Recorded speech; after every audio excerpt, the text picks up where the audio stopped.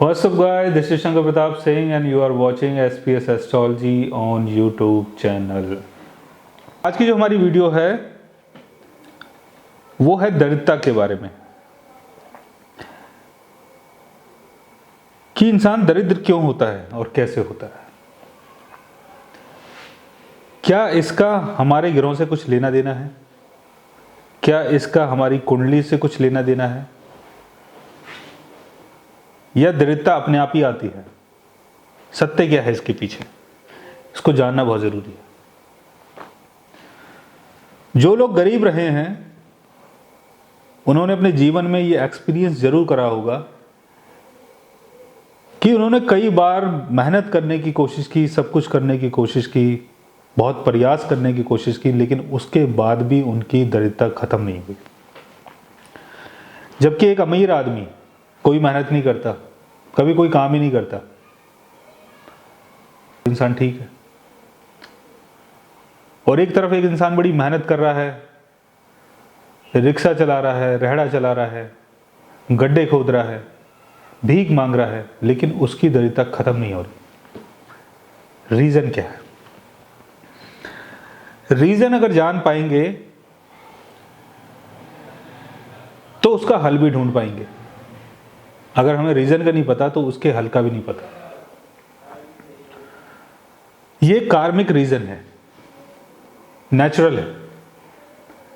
Natural मतलब जो घटना आपके साथ घट रही है, इसको घटना ही था, इसको होना ही था। इसीलिए ये आपकी लाइफ में ऐसी चीजों को लेके आया। मतलब आपकी लाइफ में जिस सिचुएशन में आप हैं, जहां पर आप फंस गए हैं, जहां पर आप स्टक हो गए हैं, वो आपकी प्लेनेटरी पोजीशन के कारण है। दरिद्र योगा का मतलब क्या है? दरिद्र योगा का मतलब है कि सही टाइम से खाना ना मिलना, सही टाइम से पोषक तत्वों का ना मिलना, अच्छे कपड़ों का ना होना, घर का ना होना, कंफर्ट्स की चीजें ना होना, स्कूल में प्रॉपर एजुकेशन ना होना, ऑल टाइम सर के ऊपर कर्जा होना और हर चीज के लिए दूसरों पे आश्रित रहना, ये दरिद्रता के लक्षण है। जो लोग गरीब होते हैं वो मजबूर भी होते हैं और उनकी मजबूरी को कोई समझने वाला नहीं है। तो ये मजबूरी हमारी लाइफ में हुई क्यों? हमारे साथ ही क्यों हुआ? हम ही क्यों भूखे मर रहे हैं? हमारे पास ही पैसे क्यों नहीं है? बातों का जो जवाब है वो मैं आज आपको बताऊंगा क्या है। Second house. अच्छा, पहली बात यह कि अगर आपको बर्थ चार्ट के बारे में कुछ नहीं आता, अगर आपको हॉरोस्कोप देखना नहीं आता, कुंडली देखनी नहीं आती, तो कोई बात नहीं। लेकिन अगर आप दरिद्र हैं, अगर आप गरीब हैं, तो उसका कोई ना कोई रीजन जरूर रहेगा आपके बर्थ चार्ट में जिसके कारण आप गरीब हैं। तो अगर आपको हॉरोस्कोप देखना नहीं आता तो कोई बात नहीं, लेकिन अगर ये चीजें आपके साथ हो रही हैं लाइफ में, तो जरूर कोई ना कोई योग आपकी कुंडली में बना होगा। दरिद्रता हमारी लाइफ में जब आती है जब सेकंड हाउस, फोर्थ हाउस और 11th हाउस अफेक्टेड होते हैं। सेकंड हाउस यानी आपकी wealth, saving, family, family value और आपका खाना। फोर्थ हाउस आपका कंफर्ट्स, होम, घर का सामान, फर्नीचर, मदर, होमलैंड के लोग और आपका आराम, ये आपका फोर्थ हाउस है। 11th हाउस यानी आपकी इनकम, आपके फ्रेंड्स लोग, आपकी इनकम के सोर्सेज और जो भी आप लाइफ में पाना चाहते हैं, बनना चाहते हैं, वो 11th हाउस है। तो इन तीन घरों में अगर केतु और शनि का अगर असर हो जाता है तो इंसान दरिद्र होता है। द्वितीय भाव में अगर केतु या शनि प्लेस्ड हो तो दरिद्रता इंसान का साथ नहीं छोड़ती। ऐसा इंसान अगर अमीर घर में भी पैदा हो लेकिन उसके बाद भी वो दरिद्र होगा ही होगा। या द्वितीय भाव में केतु या शनि का अगर एस्पेक्ट पड़ जाए तब भी इंसान दरिद्र होगा। चतुर्थ भाव में अगर शनि और केतु का अगर एस्पेक्ट है या शनि और केतु की प्लेसमेंट है तो इंसान के पास सुख का सामान नहीं होगा, गाड़ी नहीं होगी, घर नहीं होगा, घर का फर्नीचर नहीं होगा,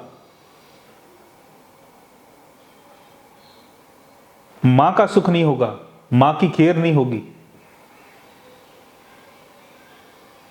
इंसान को फुटपाथ में गुजारा करना पड़ सकता है। सेकंड हाउस में केतु और शनि का अगर योग है तो भूखा मरना पड़ सकता है, डेली खाना खाने के लिए आपको भीख मांगनी पड़े, ऐसी स्थिति हो जाती है इंसान की। कमाई 2-4 पैसे होती है। तो ये द्वितीय भाव और चतुर्थ भाव बहुत खास हैं, क्योंकि द्वितीय भाव हमारी वैल्यू, सामाजिक वैल्यू और हमारा पैसा जो हम सेव करते हैं। चतुर्थ भाव यानी हमारा सुख, जो भी कंफर्ट्स का हमारे पास सामान है वो चतुर्थ भाव है। 11th हाउस में अगर शनि और केतु का अगर योग बनता है या दृष्टि पड़ती है तो ये आपकी इनकम को खराब करती है। आपके दोस्त लोग आपकी हेल्प नहीं करेंगे, कोई आपका साथ नहीं देगा, कोई आपकी मदद नहीं करेगा, इनकम के सोर्सेज होंगे नहीं। और अगर हैं ऑलरेडी, अगर आप किसी अमीर परिवार में पैदा हुए हैं, काफ़ी सोर्स थे, काफ़ी बड़ा बिजनेस था, लेकिन आप ये देखेंगे कि आपके जन्म के बाद सारी चीज़ें बर्बाद होने लगी हैं। अगर आप में से कोई ऐसा है जिसके साथ ये घटना घटी है तो इस वीडियो के नीचे पोस्ट जरूर करें ताकि और लोग भी इस बात को जान पाए, क्योंकि लोगों को जानना जरूरी है। क्योंकि अगर आप समस्या को समझेंगे तभी तो उसका इलाज करेंगे, अदरवाइज इलाज कैसे होगा।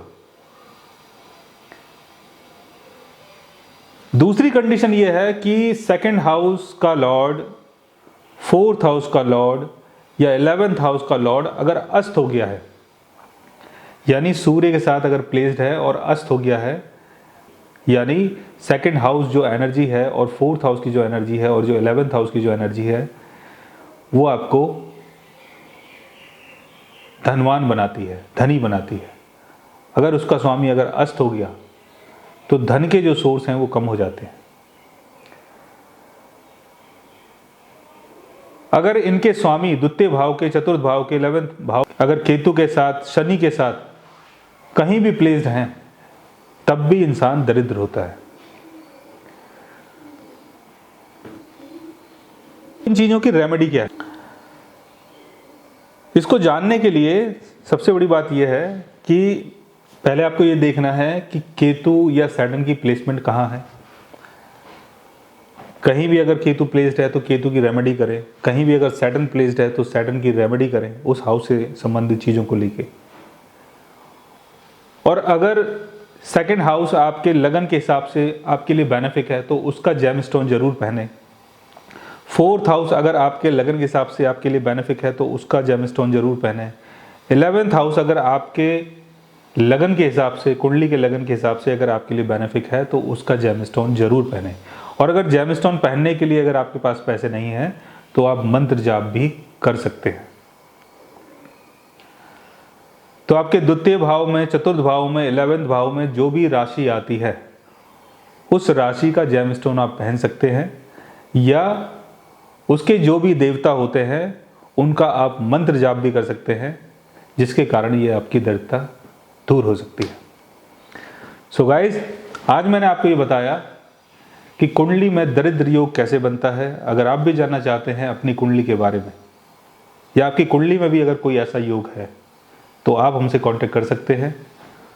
और अगर आप हमसे बात करना चाहें, कंसल्ट करना चाहें या पर्सनली मिलना चाहें तो आप हमारी वेबसाइट के थ्रू हमें मेल कर सकते हैं, मैसेज कर सकते हैं, और गाइज आप हमसे बात भी कर सकते हैं। So guys, thanks for watching, bye bye and take care.